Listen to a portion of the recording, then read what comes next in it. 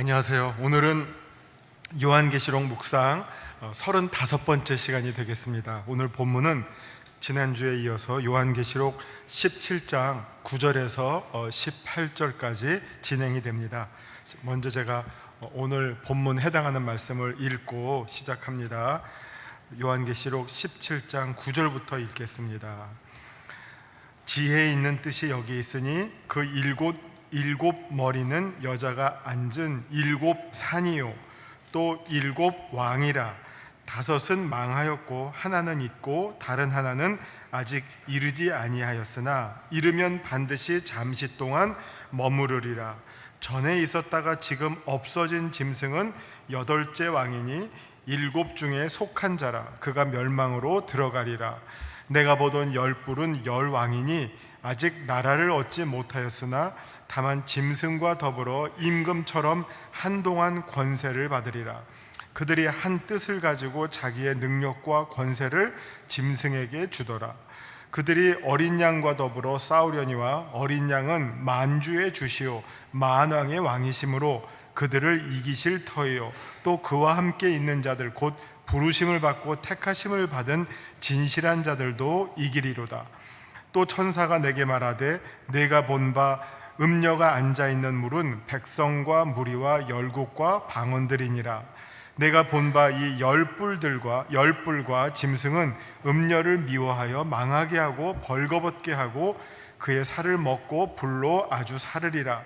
이는 하나님이 자기 뜻대로 할 마음을 그들에게 주사 한 뜻을 이루게 하시고 그들의 나라를 그 짐승에게 주게 하시되 하나님의 말씀이 응하기까지 하심이라. 또 내가 본 그 여자는 땅의 왕들을 다스리는 큰 성이라 하더라. 아멘. 지난주에 이어서 그 음녀와 열뿔 그리고 일곱 머리의 정체가 무엇인지를 밝히는 내용들이 진행이 되고 있습니다. 먼저 9절에 보시면 지혜 있는 뜻이 여기 있으니 그 일곱 머리는 여자가 앉은 일곱 산이요 이렇게 시작이 되죠. 계시록에서 무엇인가를 꼭 어떤 비밀을 밝힐 때 혹은 어떤 감춰져 있는 존재를 드러낼 때 쓰는 말이 지혜가 있다라는 말을 씁니다. 우리 앞에서 이 표현이 어디에 나왔었냐면 이런 식의 표현이 어디에 나왔었냐면요, 계시록 13장에 18절을 보면 666 있지 않습니까? 666을 밝힐 때에도 똑같은 표현이 나왔어요. 지혜가 여기 있으니 총명한 자는 그 짐승의 수를 세어보라. 그것은 사람의 수니 그의 수는 666이니라 하면서 지혜를 통해서 어떤 정체를 드러낼 때 썼던 표현이거든요. 근데 이번에도 지금 17장 9절에서도 지혜 있는 뜻이 여기 있으니 그 일곱 머리는 여자가 앉은 일곱 산이요 하면서 그 일곱 머리에 대한 정체를 우리들에게 알려줄 때 하나님께서 주시는 지혜로 우리가 그 정체를 알 수 있다라는 표현을 합니다. 그 다음에 이제 쭉 내용이 진행이 되는데요.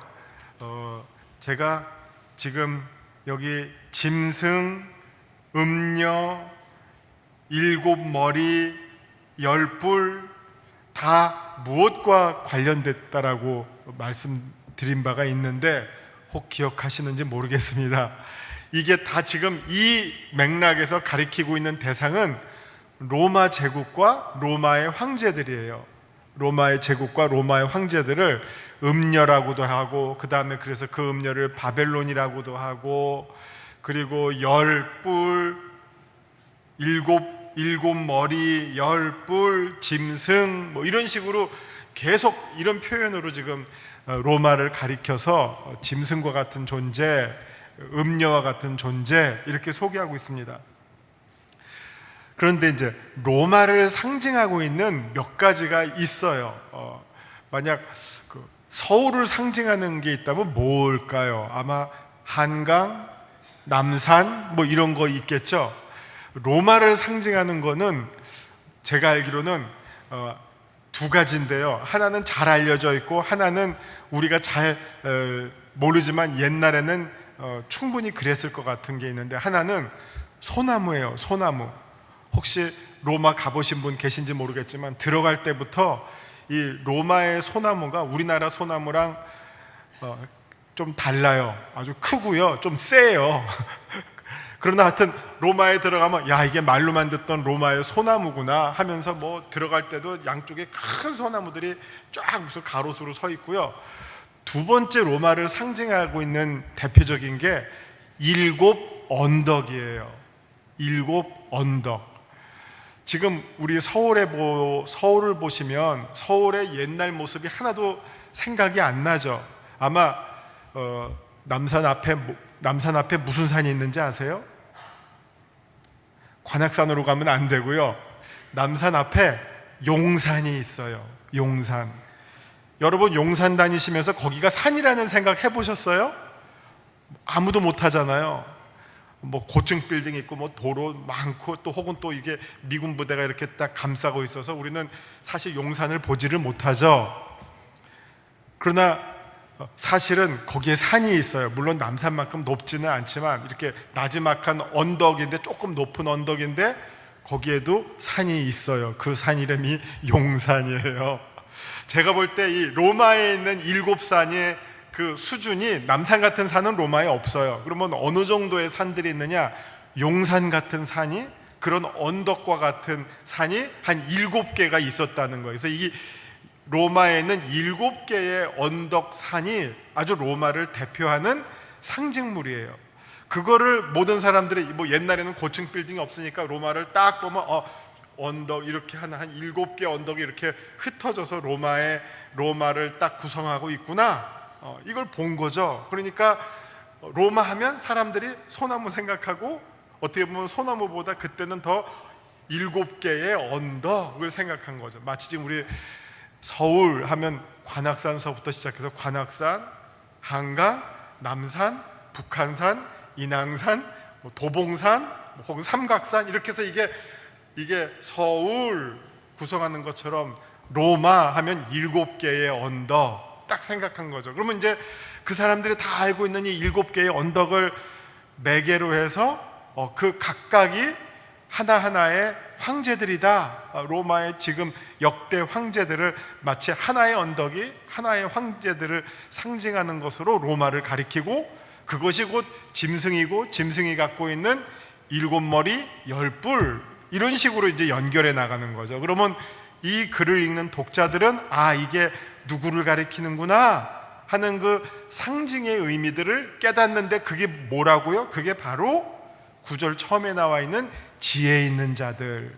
지혜가 있는 자들은 요한이 이렇게 쓰면 다 깨닫는다 하는 거야. 이게 뭐구나, 그렇지 하고 깨달았다는 겁니다. 그런 의미에서 시작을 지혜 있는 뜻이 여기 있으니 그 7머리는 여자가 앉은 7산이요 하면서, 이 여자가 앉은 7산이에요. 그러니까 마치 이 여인이 뭘 타고 있죠? 지금 짐승을 타고 있다 그랬어요.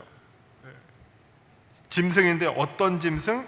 7머리 10뿔, 온몸에는 하나님을 모독하는 이름으로 가득 차 있는 그 짐승을 타고 있는 여인, 이렇게 얘기했잖아요. 그래서 그 타고 있다라고 하는 것이 마치 7 언덕을 딱 음녀가 언덕 위에 딱 걸터 앉아서 여기 내 땅이야, 내 말 들어 하면서 행세하고 있는 그 모습을 빗대어서 이렇게 소개하고 있는 그 장면으로 이제 오늘 본문이 시작이 됩니다. 자, 그렇게 잠깐 소개해드리고요, 말씀 요점으로 들어갈게요. 우리 유인물의 말씀 요점 봅니다. 7머리와 10뿔에 대한 설명이 이어집니다. 그들은 각각 왕인데 이들이 어린 양과 더불어 싸우게 됩니다. 그러나 그들이 만왕의 왕이신 어린 양과 그와 함께 있는 부르심을 받고 택하심을 받은 자들, 그러니까 우리들이죠, 성도들, 우리들을 결코 이기지 못할 것입니다. 이 10뿔과 짐승이 음녀를 미워하게 되어 망하게 합니다. 이는 하나님이 그들의 뜻대로 할 마음을 주셨기 때문에 일어난 일입니다. 마지막으로 요한은 그 여자가 땅의 왕들을 다스리는 큰 성이라고 말합니다. 그래서 이제 지금 하나님께서 이 음녀를 심판하는 방식이 그 음녀와 짐승의 10뿔 그리고 7머리 이것을 서로 싸우게 한다는 거예요. 그러면 이게 한번 우리가 요한계시록 읽을 때 상상이 필요하다 그랬잖아요. 상상력. 이거를 한번 그림을 머리로 한번 상상을 해보시면 어떤 그림이 그려지느냐면요, 전쟁에 장수가 말을 타고 달려나가고 있어요. 말 타고 달려나가고 있어요. 그러면 그 장수를 넘어뜨리는 방법이 몇 가지가 있는데 제일 쉬운 방법이 뭐겠죠? 말을 쏘면 돼요. 제일 어려운 방법은 장수를 쏘는 거예요. 장수. 우리 몸이 큽니까? 말이 더 큽니까? 말이 크잖아요. 만약 장수가 말 타고 달리는데 그 장수를 누구야 무슨 양만추는 딱 해서 눈을 쐈대는데 그거는 전설에나 나오는 내용이고 사실 장수를 맞추는 일은 대단히 어려운 일이에요. 한국 양궁 국가대표쯤 돼야지 그렇게 하고요. 웬만하면 말만 맞추면 돼요. 말을 맞추게 되면 어떻게 됩니까? 장수가 말에서 떨어져서 죽거나 심각한 부상을 당해서 기능을 못하게 만드는 거죠. 그러니까 그 전략은 뭡니까? 장수와 말을 분리시키는 거예요. 그러면 장수로부터 그 말에서 꼬꾸라지게 하면 죽든지 다치든지 상황 끝이죠. 바로 지금 그 장면이 펼쳐지는 거예요. 지금 이 음녀가, 이 여인이 뭘 타고 있습니까? 짐승을 타고 있고 그 짐승은 10뿔 7머리 이렇게 나와 있어요. 그런데 지금 이 음녀에 대한 심판을 어떤 방식으로 진행하고 있느냐? 짐승과 음녀가 서로 싸우게 하는 거예요. 10뿔과 이 음녀가 서로 다투게 하는 거죠. 자중질환이죠. 이것을 통해서 하나님의 심판이 음녀를 향해서 집행이 되기 시작하는 그런 장면을 보여주고 있다는 거예요. 그러니까 이게 요한계시록이 어렵지만 그래도 막 애를 써서 막 상상을 하면서 읽으면 재밌잖아요. 무슨 동화책 보는 것 같잖아요. 이렇게 지금 심판이 집행이 되고 있구나. 이제 지들끼리 난리가 나는구나. 지들끼리 이제 떨어져 나가는구나. 그때는 한 몸이 용, 짐승, 음녀 한 세트라 그랬잖아요. 삼위일체처럼. 그런데 이제 짐승과 음녀 사이에서 갈라짐이, 분리가 시작이 되고 이것을 통해서 서로 심판받게 되는 장면이 진행이 된다는 겁니다. 그게 이제 이 10뿔과 짐승이 음녀를 미워하게 되어 망하게 합니다 하는 내용이에요. 이는 하나님이 그들의 뜻대로 할 마음을 주셨기 때문에 일어난 일입니다. 성경에서 제일 싫어하는 게 각기 제갈 길로 가더라 하는 말이 제일 나쁜 말이에요.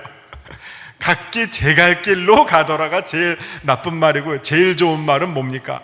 같이 마음을 합하여 하나님의 한 뜻을 이루더라. 이게 제일 좋은 말이고요. 좋은 말은 서로 하나가 되는 거고, 제일 나쁜 말은 서로 나뉘어지고 분리되고 싸우는 게 제일 나쁜 말이죠. 그럼 지금 여기서 하나님의 심판이 그들 뜻대로 내버려 두면 서로 갈라지게 되어 있는 거죠. 그러면서 이제 마지막으로 요한은 이 여자가 바로 땅의 왕들을 다스리는 큰 성이라고 말합니다. 이게 이런 자꾸 상징적인 말들을 쓰기 때문에 조금 어려워요. 이걸 너무 문자적으로 연결해도 틀리고, 또 그렇다고 서로 다 떼어놔도 어렵고, 그러니까 연결시킬 때는 연결시키고 또 거기서 약간 여유를 가지고 조금 거리를 둘 때는 거리를 두면서 좀 그렇게 자유롭게 읽어 나갈 때 우리 요한계시록의 본문이 더 쉽게 이해가 됩니다. 말씀 산책 보십니다. 요한은 7머리와 10뿔을 가진 짐승의 정체를 다소 상세하게 알려줍니다. 이게 바로 지혜가 있다라는 표현이었죠. 아주 상세하게 알려줍니다. 비밀스럽게 감추려 하기보다는 오히려 더 구체적으로 알려주려 한다는 의도를 느낄 수 있습니다. 7머리가 7 언덕으로 설명될 때 독자들은 이 짐승이 로마를 가리킨다는 사실을 쉽게 간파하게 됩니다. 아까 제가 말씀드린 것처럼 로마는 7개의 언덕으로 구성된 도시라서 로마 생각하면 이런 나지막한 이 언덕들이 모여서 도시를 구성했으니까 이게 바로 로마를 가리키는 말이구나 하는 걸 누구든지 알 수 있었다는 것이죠. 게다가 로마의 황제들을 열거하면서 7머리 그리고 10뿔을 연결시키면 이러한 심증은 이제 확증으로 굳어집니다. 7머리와 10뿔은 각각 당시의 로마의 황제들을 가리키는 것으로 여겨지는데, 특히 5은 망하였다라고 하는 그 황제는 이미 지나간 황제들, 이미 시대가 끝난 황제들, 앞섰던 황제들이 소개가 돼요. 5은 그게 누구냐면 이제 티베리우스, 갈리큘라는 아마 들어보신 분 있을 거예요. 가장 타락하고 잔인했던 로마의 황제, 무슨 영화도 있어요. 갈리큘라. 그 다음에 클라우디우스, 베스피안, 디도, 티투스, 이런 5명의 이제 황제가 이미 있었고, 아직 이르지 아니한 황제는 로마 역사상 가장 잔인했던 황제 도미티안, 그리고 전에 있다가 지금 없어진 짐승, 요거는 이제 네로가 지나갔지만 또 다시 네로가 부활한다는 소문이 있었기 때문에 사람들이 이제 네로가 다시 올 거야 하는 그런 두려움을 가지고 있었습니다. 이렇게 해서 7이고요. 그런데 또 당시 로마인들은 죽은 네로가 다시 살아날 것이라고 여겼기 때문입니다. 이렇게 해서 7이고요. 그리고 여기에 재위 기간이 2년 미만의 짧게 있었던 황제들 3명을 포함할 수 있는데, 그 사람들이 갈바, 오토, 비텔리우스, 이런 황제들이에요. 그러면 7이면서 열이 딱 되죠. 7뿔 그리고 10머리, 7으로도 볼 수도 있고 10로도 볼 수 있는 이 로마의 황제들을 가리키는 말이었구나 하는 것을 독자들이 간파할 수 있습니다. 이렇게 보면 10뿔이 완성되면서 7머리도 충족시키는 수가 됩니다. 이들이 자신들의 능력과 권세를 짐승에게 준다고 말하는데, 이는 사실 짐승과 7머리를 대상화시켜서 설명해서 그렇지 실제로 이들은 한 몸이고요, 같은 존재들입니다. 이제 이들이 어린 양과 그와 함께 있는 자들과 더불어 싸웁니다.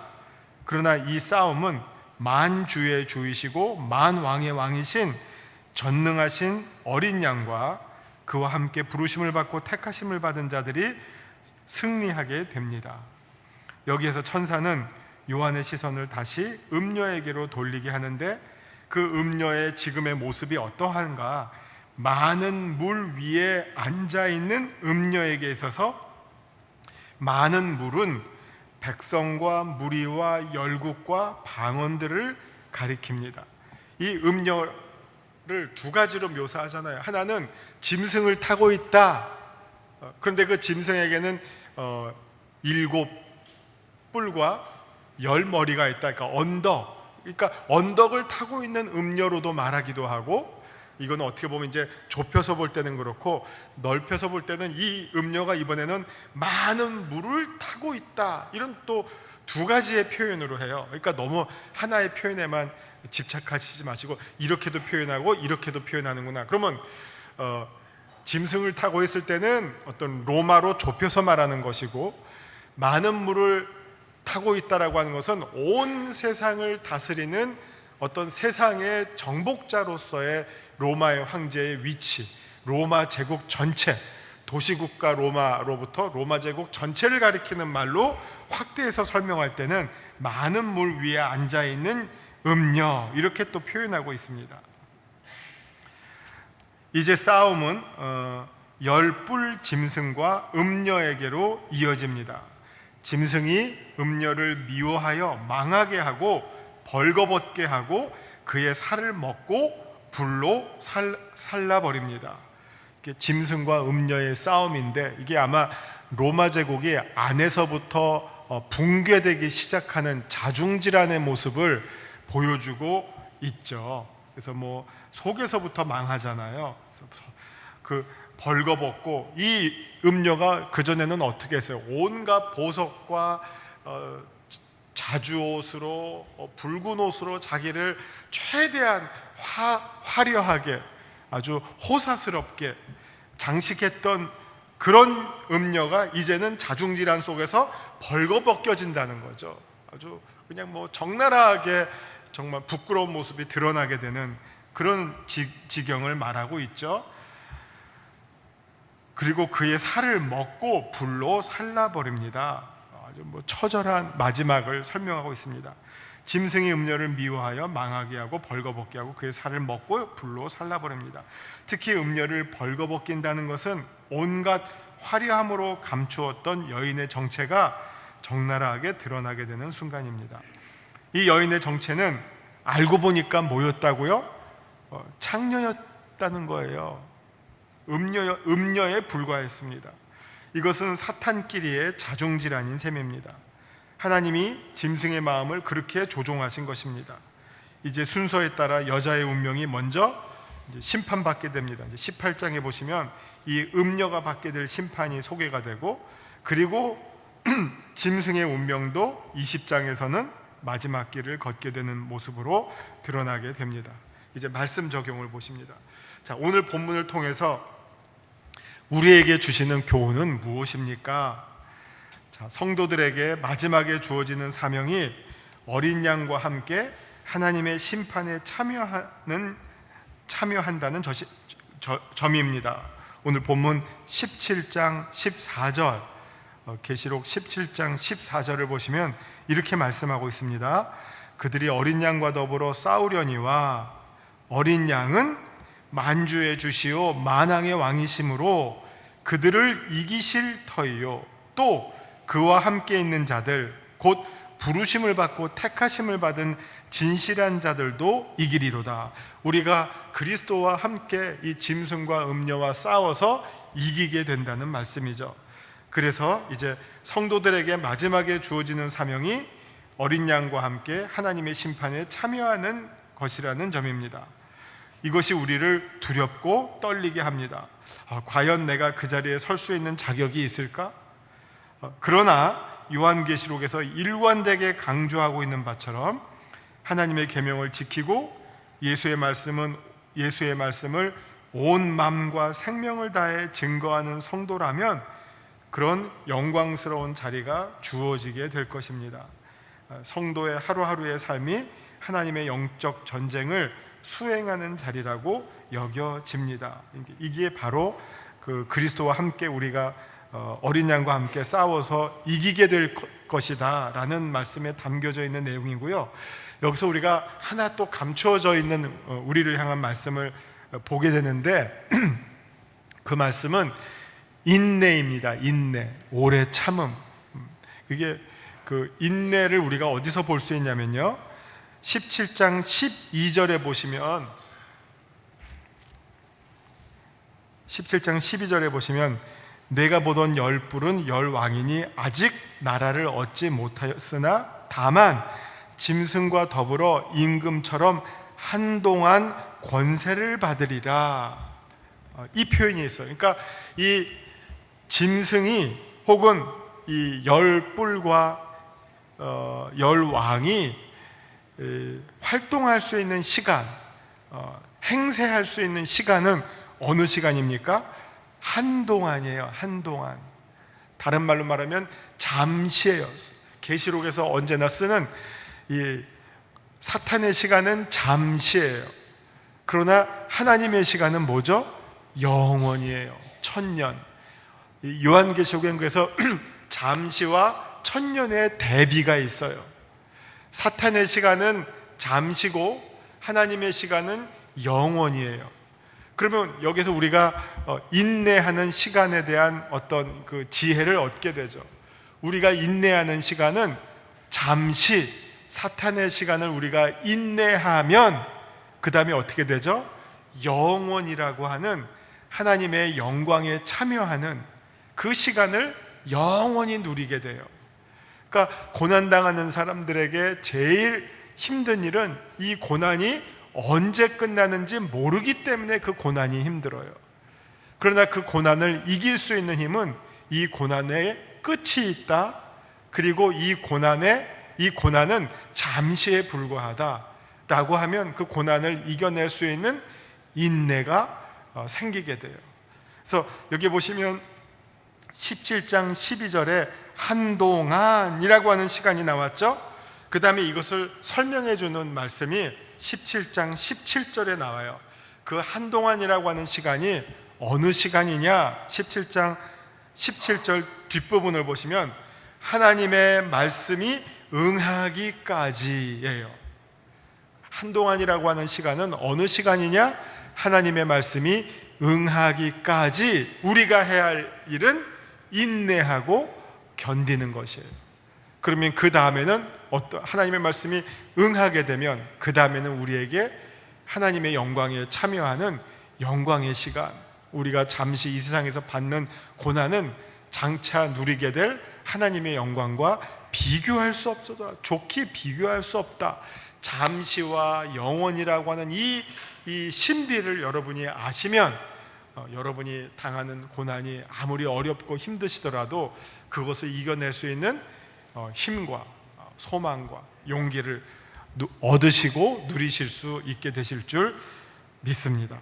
오늘 우리에게 주시는 말씀은 우리가 정말 하나님의 말씀을 잘 지키면서 살면 그리스도와 더불어 이 싸움에서 승리할 것이고, 또 그 가운데 우리가 당하는 고난이 아무리 어렵더라도 그것은 한동안 잠시에 불과하다라고 하는 생각을 가지시고 능히 이겨내시는 우리 귀한 영색교회 승리하시는 성도님들 되시기를 주님의 이름으로 축원합니다.